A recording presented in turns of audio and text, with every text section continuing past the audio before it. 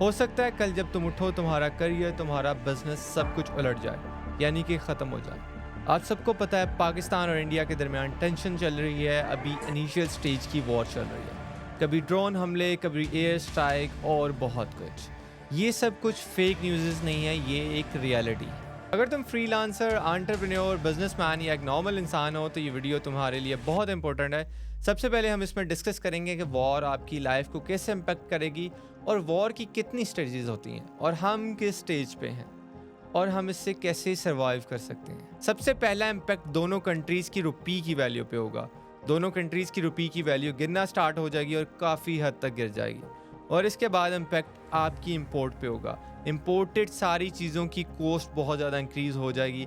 It can be fuel, it can be machinery और it can be your medicine. सारी की सारी आदि मेडिसिन तो इंपोर्ट ही होती हैं, तो सबकी कॉस्ट इंक्रीज़ होना स्टार्ट हो जाएगी। रशिया और यूक्रेन के वार के केस में भी ऐसा हुआ था। यूक्रेन के रुपये की वैल्यू बहुत ज़्यादा गिर गई थी और हर चीज़ महंगी हो गई थी। अगर आपका बिजनेस भी इंपोर्ट डिपेंडेंट है तो आपकी ऑपरेशनल कॉस्ट बहुत ज़्यादा इंक्रीज़ होने वाली है अगर प्रॉपर वॉर स्टार्ट हो जाती है। और स्पेसिफिक इन केस ऑफ के रुपये की वैल्यू डिक्रीज़ होगी। अगर हाँ आप फ्रीलांसर हैं या आपका कोई ऐसा बिजनेस है कि आप सारी पेमेंट्स डॉलर में लेते हो तो इनिशियल आपको इतना ज़्यादा इफेक्ट नहीं पड़ेगा, लेकिन विद इन फ्यूचर सारी लोकल चीज़ें भी बहुत ज़्यादा महंगी हो जाएंगी, तो बात वहीं पर आ जाएगी। और यहाँ पर दूसरा बड़ा इम्पैक्ट स्टॉक मार्केट पे पड़ेगा। स्टॉक मार्केट बहुत ज़्यादा डाउन आ जाएगी, even near to dead. Israel और हमास की जंग में भी ऐसा हुआ था कि स्टॉक मार्केट बहुत ज़्यादा डाउन हो गई थी, इवन नियर टू डेड आ गई थी। इन्वेस्टर्स ने अपना पैसा निकाल लिया था। आखिर क्यों कोई इन्वेस्टर अपना पैसा उस कंट्री में डाले, वहाँ के स्टॉक ले जहाँ पे जंग चल रही है, जहाँ पे आपकी इन्वेस्टमेंट की कोई गारंटी नहीं है। तो सारे इन्वेस्टर पैसा निकाल लेते होते हैं इस सिचुएशन में, तो स्टॉक मार्केट ज़रूर डाउन जाएगी। और इसके साथ साथ बाकी चीज़ों पे भी इसका इफेक्ट पड़ेगा। इन्वेस्टर बिल्कुल भी इन्वेस्ट नहीं करेंगे, इवन के रियल एस्टेट में भी नहीं करेंगे, और जो भी अपॉर्चुनिटीज़ होंगी वहाँ पर वो इन्वेस्ट करने से गुरेज करेंगे। और इवन के जो वेल एस्टैब्लिश्ड इंटरनेशनल ब्रांड है वो भी कोशिश करेंगे कि वो आपकी कंट्री से मूव आउट कर दें और further on with in future कोई भी इन्वेस्टमेंट ना करें, क्योंकि उनकी इन्वेस्टमेंट यहाँ पे सिक्योर ही नहीं होगी। अब बात करते हैं गवर्नमेंट की स्पेंडिंग की। जब वॉर चल रही होती है, क्राइसिस हो रहे होते हैं, तो ज़्यादातर स्पेंडिंग और प्रायोरिटी होती है कि डिफेंसिंग पे। नॉर्मली बजट स्पेंड होता है वेपन्स पे, डिफेंस सिस्टम को स्ट्रॉन्ग करने में, ताकि दुश्मन के अटैक से बच सकें। और जो नॉर्मल नेसेसिटीज़ होती हैं या जो लग्जरी चीज़ें होती हैं उन पे नॉर्मली गवर्नमेंट ना होने के बराबर ही स्पेंड करती है। और इसके बाद मेन इम्पैक्ट बैंकिंग सेक्टर पे पड़ता है, क्योंकि लोग क्या करते हैं, उनका फोकस होता है कि अपना पैसा निकाल के या तो बाहर भेज दें या उसको कैश की फॉर्म में कहीं सिक्योर कर लें। तो इससे ये होता है कि ज़्यादा विड्रॉल होने शुरू हो जाते हैं और डिपॉजिट बहुत कम होता है, जिससे बैंक लिक्विडिटी की तरफ मूव करता है और इवन के बैंक रिस्ट्रिक्शंस भी लगा देता है कि आप इतने पैसे निकाल सकते हैं, इससे ज़्यादा आप नहीं निकाल सकते। और इसके साथ साथ आपका इंटरेस्ट रेट बहुत हाई हो जाता है। जो लोन की रिक्वायरमेंट्स होती हैं उस पर बहुत ज़्यादा स्ट्रिक्टनेस आ जाती है। ये हम इनिशियल स्टेज की बात कर रहे हैं कि बहुत वर्स्ट सिनेरियो नहीं है, लेकिन जंग लग चुकी है तो चीज़ें अभी चल रही हैं। तो उसमें ये क्या होगा, लोन की जो रिस्ट्रिक्शंस हैं वो बहुत ज़्यादा स्ट्रिक्ट हो जाती हैं, तो बहुत ही कम लोगों को उस सूरत में लोन मिलता है, क्योंकि तब हर किसी को पैसे की ज़रूरत होती है अपनी इनिशियल नीड्स के लिए, अपने सर्वाइवल के लिए। और हाँ, गोल्ड की डिमांड बहुत ज़्यादा बढ़ जाती है, क्योंकि लोग प्रेफर करते हैं कि उनके पास गोल्ड हो और वो उसको सिक्योर कर लें। इवन के लोकल मार्केट में उसकी प्राइसेस भी बहुत ज़्यादा इंक्रीज़ हो जाती हैं। यमन में जब जंग हुई थी तो उनकी गोल्ड की प्राइसेस 40% तक लोकल मार्केट में इंक्रीज़ हो गई थी, क्योंकि लोग प्रेफर कर रहे थे कि वो गोल्ड लेके उसको रिजर्व कर लें। और इसके बाद सप्लाई चेन और ट्रेड पे बहुत ज़्यादा इम्पैक्ट पड़ता है। दोनों कंट्री की ट्रेड तो ऑलरेडी क्लोज है, लेकिन इसके साथ साथ बाकी कंट्रियों की ट्रेड के साथ भी बहुत ज़्यादा इम्पैक्ट पड़ता है। 2023 में सूडान में जब जंग स्टार्ट हुई थी तो उनकी ट्रेड पे 70% इम्पैक्ट पड़ा था। इवन कि बहुत सारी चीज़ें ब्लैक मार्केट में बिकना स्टार्ट हो गई थी। उनका फार्मास्यूटिकल का स्टफ़ 82% बाहर से इंपोर्ट होकर आता था, तो सारी मेडिसिन की कॉस्ट 200% तक इंक्रीज़ होगी और सारी चीज़ें ब्लैक मार्केट में मिलना स्टार्ट होगी। जब जंग लगती है तो ये चीज़ बहुत कॉमन है कि ब्लैक मार्केट में आपको चीज़ें ख़रीदना पड़ती हैं। इवन कि आपकी इन कंट्री की एयर स्पेस पे भी रिस्ट्रिक्शन लग जाती है अटैकिंग के इश्यूज़ की वजह से, कि वो उसको हाईजैक ना कर लें या उसको तबाह ना कर दे एयर में। तो आवाम की सेफ्टी के लिए वहाँ पर रिस्ट्रिक्शन लगना स्टार्ट हो जाती है, इवन कि पार्शली लगी भी हुई है। इसकी वजह से आवाम भी पैनिक हो जाती है कि उनको कंट्री में ही रहना पड़ेगा, वो कंट्री से बाहर नहीं जा सकते। और इसके साथ साथ एयर स्पेस कंपनी को बाकियों को भी मिलियंस ऑफ डॉलर का नुकसान होता है क्योंकि उनको लंबे रूट्स लेने पड़ते हैं। 2017 में यूएई और सऊदी अरेबिया ने कतर के लिए अपनी एयर स्पेस के राउट्स क्लोज कर दिए थे, जिसकी वजह से उनको बिलियंस ऑफ डॉलर का नुकसान हुआ था। उनकी कॉस्ट 3x इंक्रीज हो गई थी। सेम फॉर द शिपिंग, आपको शिपिंग के रूट्स चेंज करना पड़ते हैं और भी बहुत मसाइल आते हैं। इवन कि जो शिपिंग कंपनीज़ होती हैं वो इस चीज़ की गारंटी लेती हैं कि आपका पार्सल सिक्योर पहुंचेगा, तो वो मोस्टली सम केसेस में इन कंट्रीज़ में पार्सल वो डिलीवर नहीं करते। अगर करते हैं तो इंश्योरेंस कोस्ट को 10x इंक्रीज़ कर देते हैं। आपको एक हाई वैल्यू पे करना पड़ती है, जिसकी वजह से बिजनेस भी इफेक्ट होता है और नॉर्मल लाइफ भी इफेक्ट होती है। नेक्स्ट, फ्रीलांसर्स और बिजनेसमैन जिनकी पेमेंट क्रॉस बॉर्डर आती है, उनको बहुत ज़्यादा डिफ़िकल्टी फेस करना पड़ती है क्योंकि सिक्योरिटी रीज़न की वजह से मोस्टली उनकी पेमेंट्स को ब्लॉक कर दिया जाता है, जिसकी वजह से उनको बहुत ज़्यादा प्रॉब्लम होकर होती है। तो ये कॉमन रीज़न है, जब वॉर स्टार्ट हो जाती है तो पेमेंट्स ब्लॉक होना स्टार्ट हो जाती है। तो आपको इसको भी अपने माइंडसेट में रखना है, आपको इसके लिए रेडी रहना है। जब जंग स्टार्ट होना शुरू हो जाती है तो आपके कस्टमर का बिहेवियर चेंज होना स्टार्ट हो जाता है। ह्यूमन है ना, तो ह्यूमन की साइकोलॉजी ऑटोमेटिकली वॉर के हिसाब से चेंज होना स्टार्ट हो जाती है। वो नॉर्मल लग्जरी चीज़ों को छोड़ के वो नेसेसिटीज़ पे ज़्यादा फोकस करते हैं, like food, water, dry fruits जिनको वो सेव कर सकें, पावर बैंक्स और लाइट्स। इन चीज़ों की डिमांड बहुत ज़्यादा बढ़ जाती है रादर दैन लग्जरी आइटम्स या जो ऐसी आइटम जो ज़्यादा इम्पैक्टफुल नहीं है, जो उनके काम नहीं आ सकती। तो क्योंकि उस वक्त हमारा माइंड सिर्फ सर्वाइवल स्टेज पे होता है कि हमें एक ना एक दिन सर्वाइव करना है और हम ये सर्वाइव कैसे कर सकते हैं। तो जो जो चीज़ें सर्वाइवल में इस्तेमाल हो सकती हैं, it can be band kits, emergency kit, तो इनकी डिमांड बहुत ज़्यादा बढ़ जाती है। तो ये एक न्यू अपॉर्चुनिटीज़ भी समहाउ लेके आता है, जो कि एक्चुअली बिजनेस कर रहे हैं तो उनकी सेल्स इंक्रीज़ हो जाती हैं समहाउ, जो इस फील्ड में काम कर रहे हैं। अभी हमने डिस्कस कर लिया कि वॉर कैसे कैसे इम्पैक्ट कर सकती है।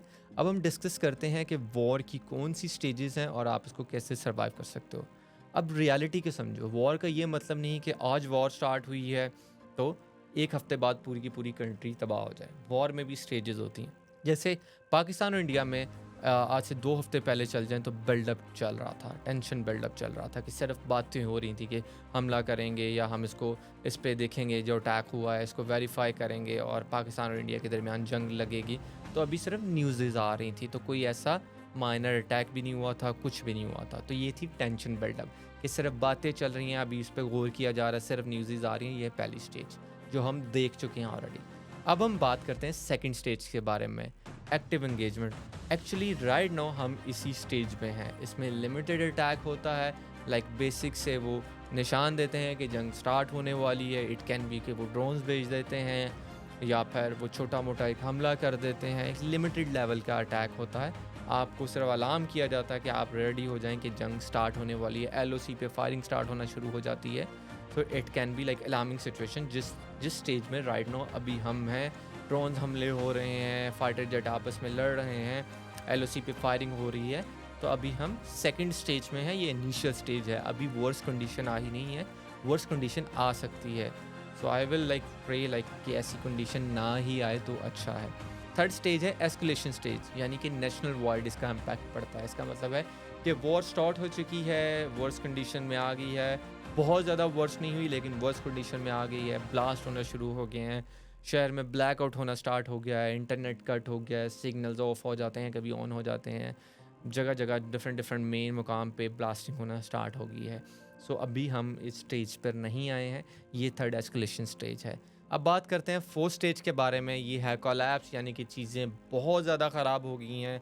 आपका हर एक दिन सर्वाइवल है, यानी हर रोज़ आप सुबह उठते हो तो आपको बस यही सोचना होता है कि मैंने ये दिन सर्वाइव करना है। इवन कि आप सो ही नहीं पाते, आप बस अपने सर्वाइवल के बारे में सोचते हो।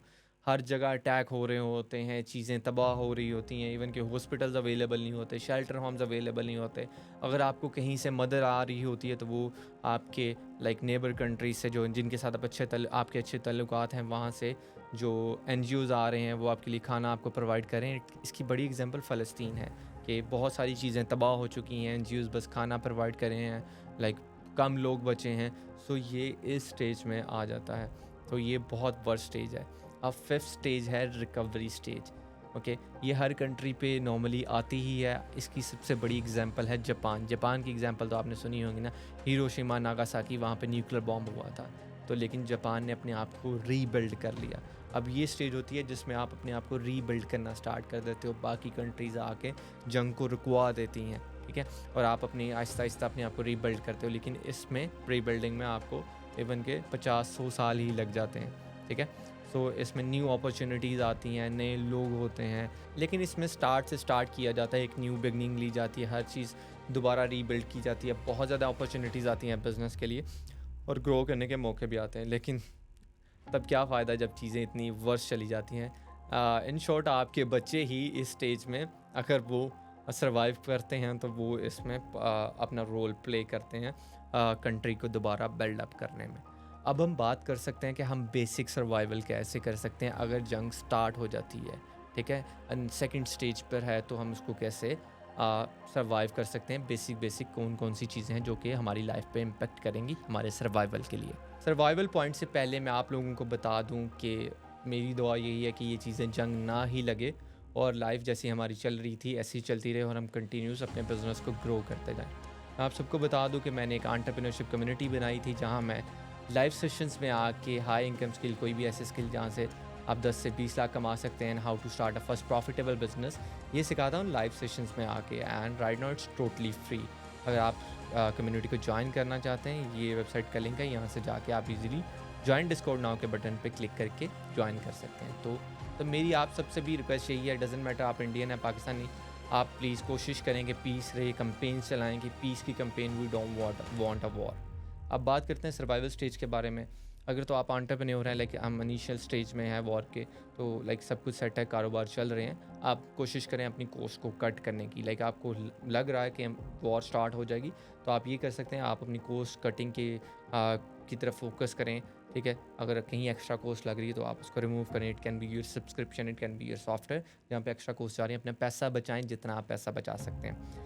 सेकेंडली, जो पैसा है वो आपका भी लोकल बैंक्स में होगा, तो कोशिश करें पैसे को डिवाइड करने के लिए आपके पास अच्छा खासा कैश होना चाहिए, लोकल बैंक में भी हो, और उसके साथ साथ पैसे को एक्चुअली 3 चीज़ों में डिवाइड कर लें। आपके पास कैश हो काफ़ी सारा, आपके लोकल बैंक में हो, और इंटरनेशनल पेयोनियर, वॉइस, इस तरह के कोई बैंक हो, उनमें भी आप अपने पैसे ताकि ऐड ऑन कर सकें, ताकि ज़रूरत के वक्त आप वहाँ से भी कहीं ना कहीं किसी न किसी तरीके से निकाल लें। अगर इंटरनेट ऑफ नहीं होता या कहीं ना कहीं से आपको इंटरनेट मिल जाता तो आप समहाउ किसी न किसी तरीके से उसको निकाल सकें। और सबसे इंपॉर्टेंट चीज़, आपके पास सर्वाइवल बैग होना चाहिए। सर्वाइवल बैग में कौन कौन सी चीज़ें ऐड ऑन हो सकती हैं? It can be your medicine, सारी कॉमन मेडिसिन, बुखार की, नज़ले की, ठीक है, अगर कोई चीज़ काट ले उसकी, सारी कॉमन मेडिसिन, और आपके पास फर्स्ट एड किट हो, बैंडेजेस हो, पायोडीन हो, ताकि चोट लगे तो आप उसको कैसे आप वहाँ से सर्वाइव कर सकें। तो आपके पास सारी चीज़ें होनी चाहिए, और इसके साथ साथ आपके पास फूड होना चाहिए। कोशिश करें ड्राई जो फूड है ना, जो उस तरह का फूड आपका लेने की कोशिश करेंगे वो आपके पास पड़ा हो। आपके पास पानी होना चाहिए, पानी का इंटेक, पानी का स्टोरेज होना चाहिए जहाँ पे आप उसको कर सकें। कोई ना कोई आपको लाइक फाइंड आउट करना पड़ेगा आप कैसे पानी को सिक्योर कर सकते हैं ताकि आपके फ्यूचर में वो काम आ सके।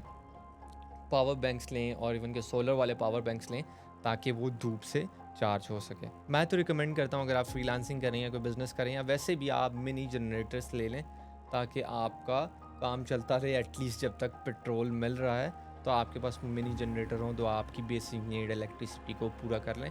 तो ये मुझे लगता है एक इम्पोर्टेंट चीज़ है जो आपके पास होनी चाहिए।